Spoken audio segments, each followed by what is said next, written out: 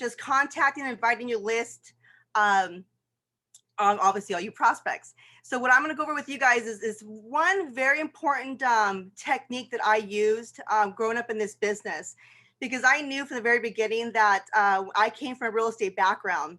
And real estate background, it's the same fundamentals as we have here, right? You have to create your, we have to know what our goals and dreams are, right? If you already been plugged into the system, is you have to develop a list, you guys. And once you develop a list from A to Z, you have to make those phone calls.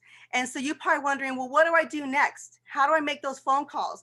Well, appointment setting is really what I'm going to hit on today. And I'm going to hit on a topic on an acronym called E.T.H.O.R. And maybe some of you have never heard of E.T.H.O.R. Maybe some of you guys been in this business for a little bit, maybe have heard of E.T.H.O.R. But E.T.H.O.R is what I grew up with. And so I want to share this with you because this has really allowed me to keep something so simple and make that phone call and hang up the phone and have an appointment set for my week.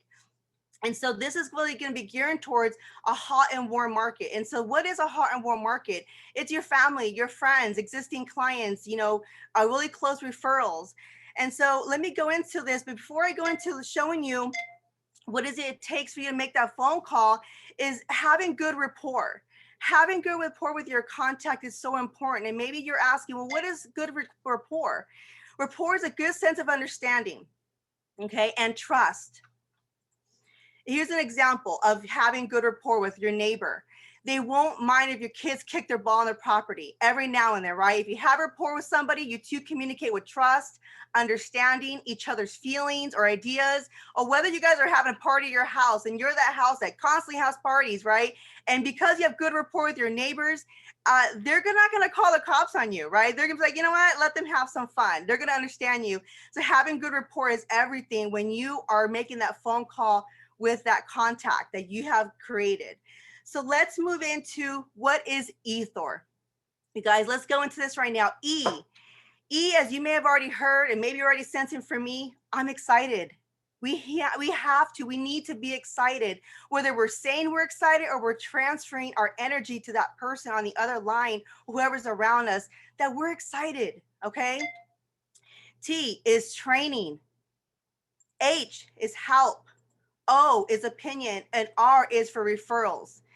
So now let's move into how do we use E.T.H.O.R when we're going to set an appointment. So let's say, for example, I'm gonna make a phone call. I'm gonna call my friend, let's say Lucy. Lucy is actually one of the gals that I call when I was going through a train appointment. So I'm gonna use Lucy as my example. Hey, Lucy, how's it going? You gotta build, you gotta have a connection. You gotta break the ice, right? You can't just make a phone call and go straight for the kill. You have to kind of warm up a little bit. Say, hey, Lucy, how's it going? Things are going well. How's the family? How the kids, grandkids?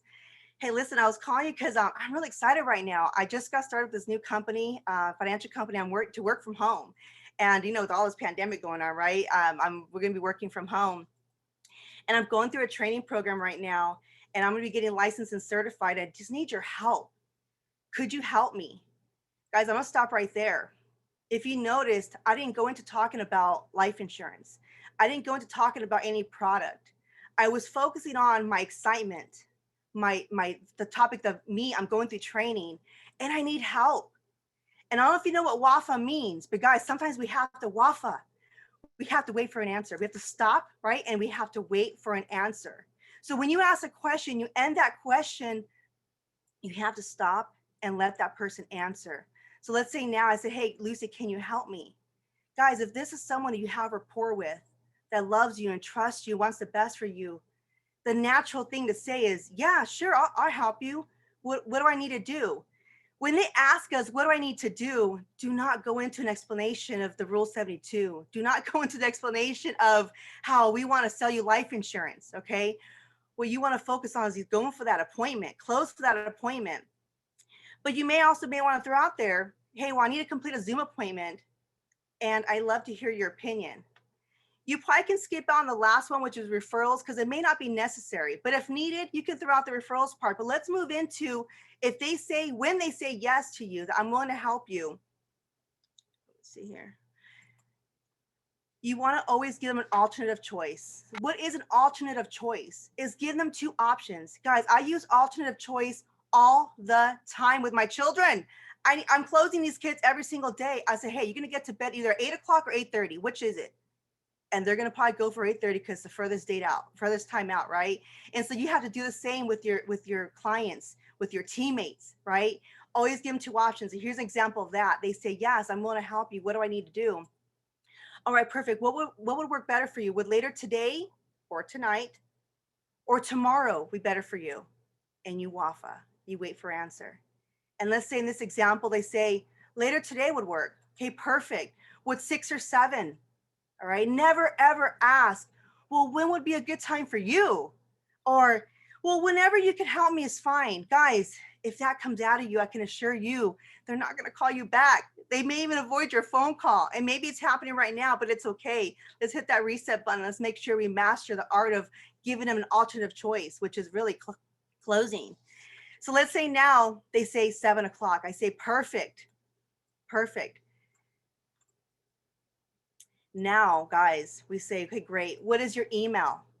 I'm going to send you a Zoom link and details on how to log in. Are you familiar with Zoom? I know this is not in a script, but even ask them, are you familiar with Zoom? They may say yes. Guys, I don't know who is not familiar with Zoom. I mean, our children are on Zoom every single day for school. But here's the thing, you guys, is ask them. And if they say no, they say, don't worry about it. I'm still going to send you a link and I'll connect with you beforehand and I'll help you get logged in. Okay. So listen, I'll see you tomorrow. Or I'll see you later tonight at 7 o'clock.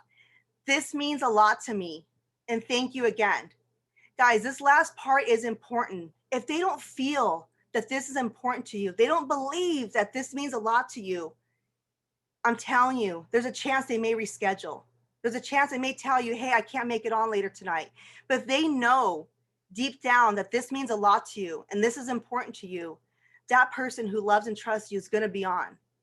Okay, I'm telling you, they're going to be on. But for whatever reason, they say they can't, you reschedule. Do not let them cancel. You reschedule that appointment. And let's say now, for example, let's bypass the tomorrow part because it's not about tomorrow, it's about the today.